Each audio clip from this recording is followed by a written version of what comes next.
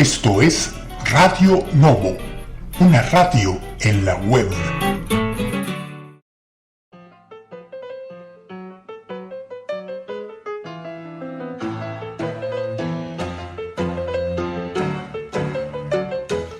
Iniciamos un ciclo dedicado a la mente, a tu mente.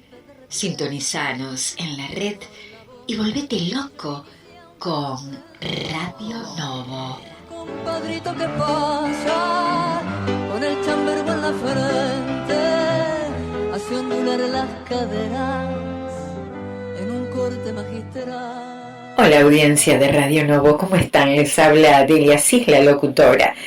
Y vamos a darle la bienvenida a nuestro psicólogo y sexólogo Bruno Ferreira. ¿Qué tal, Bruno? ¿Cómo estás? Muchas gracias, Delia. Y bueno, aprovecho para enviar un saludo a todo el equipo de producción de Radio Novo y por supuesto a toda la audiencia, a todas las personas que nos escuchan desde diferentes partes, desde diferentes lugares y locaciones y países.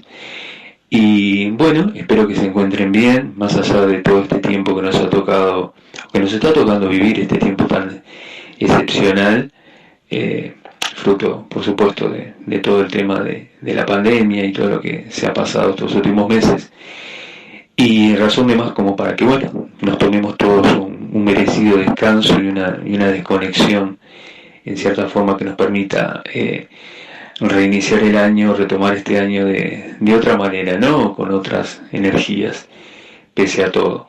Y esto, bueno, tiene que ver mucho con el tema que vamos a plantear hoy y del cual les proponemos hablar a continuación. Bueno, Bruno, vamos a desarrollar lo que nos preguntaba la audiencia de Radio Novo, que era sobre los tan famosos ataques de pánico. Porque no solamente la persona grande tiene ataques de pánico, sino adolescentes y niños.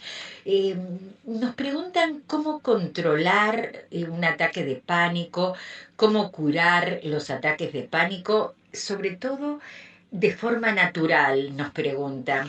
Bueno, antes que nada, Delia, tendríamos que diferenciar a qué nos referimos con ataque de pánico.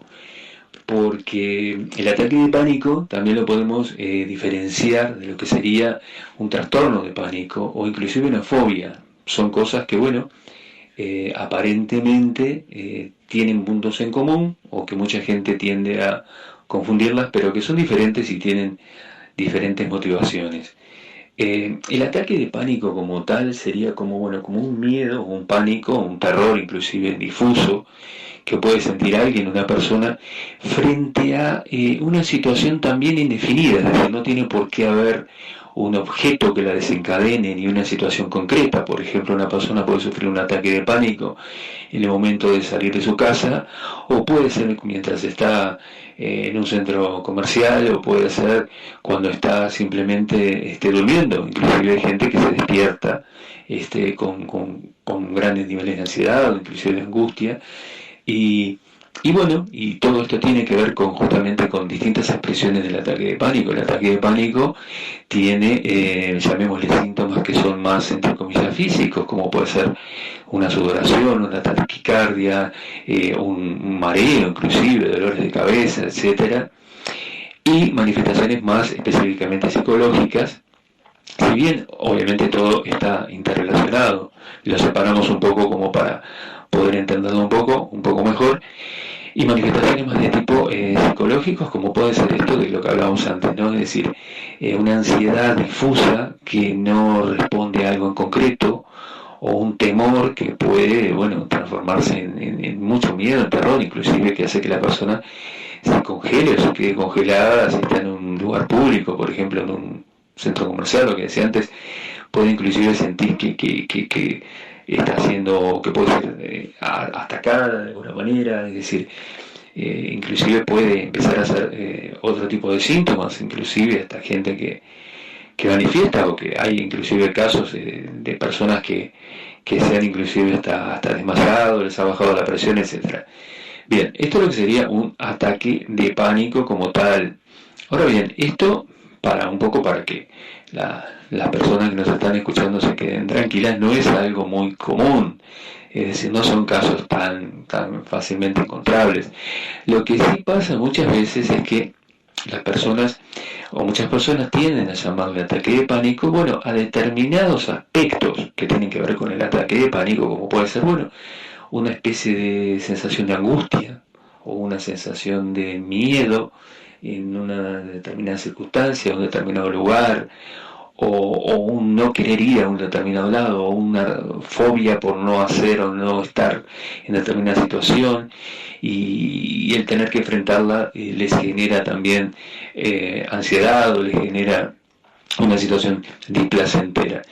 Y llegado a este punto, bueno, tenemos que diferenciar lo que es el ataque de pánico de otras situaciones similares, como puede ser el trastorno de pánico o como pueden ser las fobias.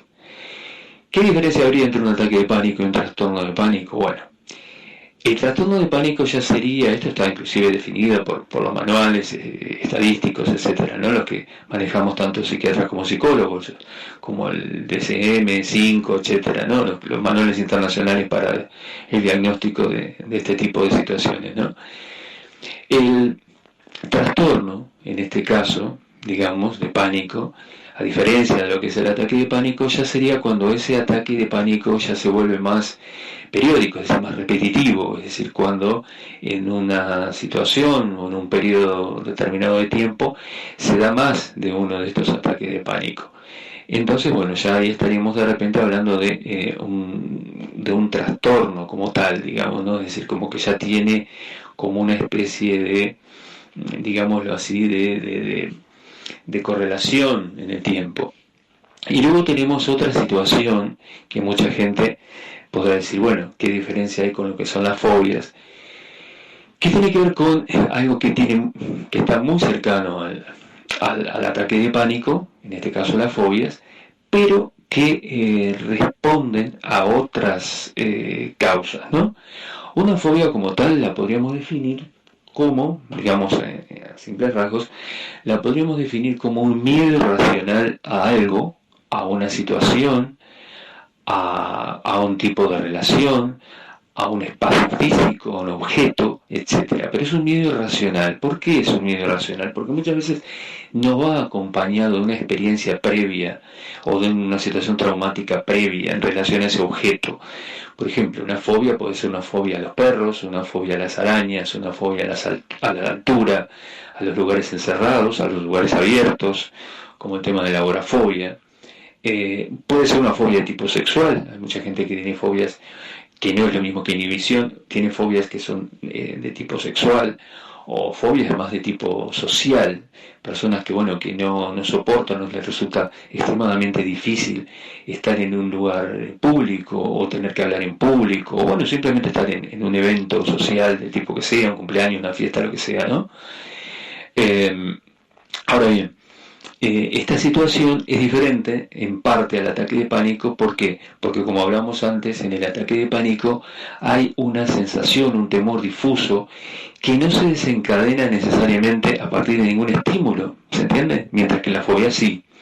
En la fobia tiene que estar ese objeto llamado fóbico, o esa situación o ese lugar, de manera tal que si eso no está presente, la fobia no, digamos, hace su aparición, o la sintomatología de la fobia no hace su aparición.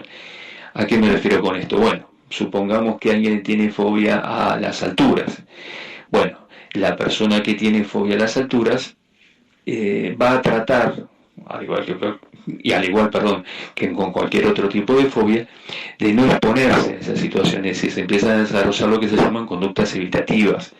Es decir, la persona trata de, bueno, si tiene fobia a las alturas, de no subir a lugares altos, o si está en un edificio alto, bueno, trata de alejarse de las ventanas, etcétera.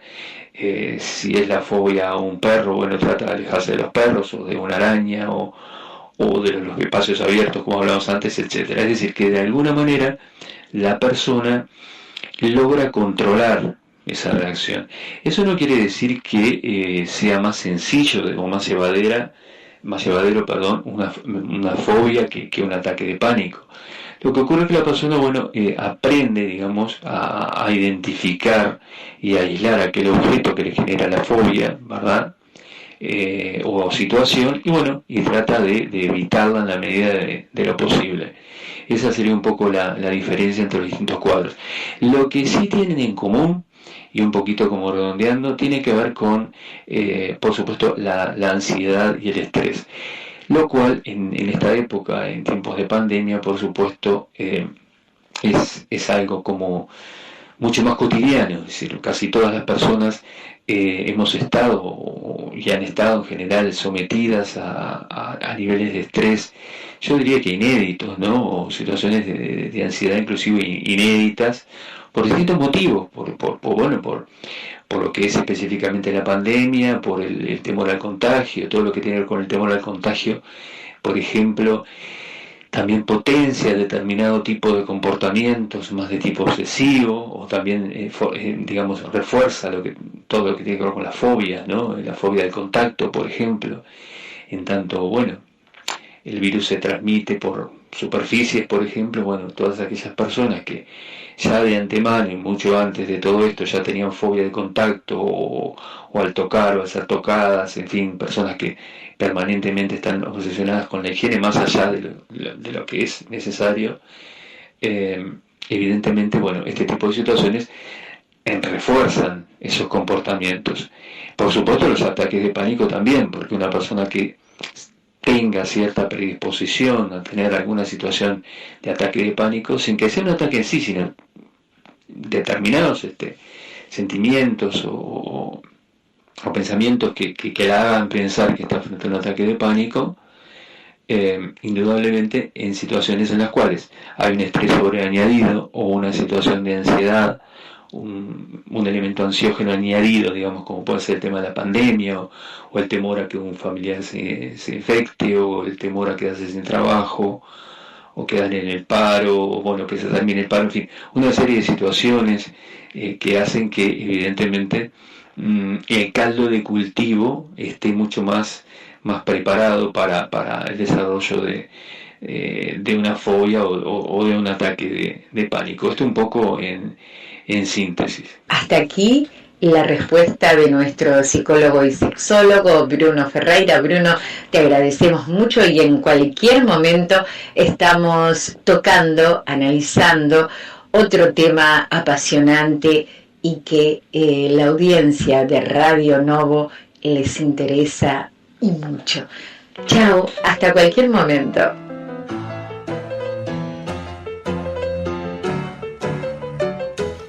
Iniciamos un ciclo dedicado a la mente, a tu mente. Sintonizanos en la red y volvete loco con Radio Novo. Compadrito que pasa con el chambergo en la frente, hace ondular las caderas en un corte magistral.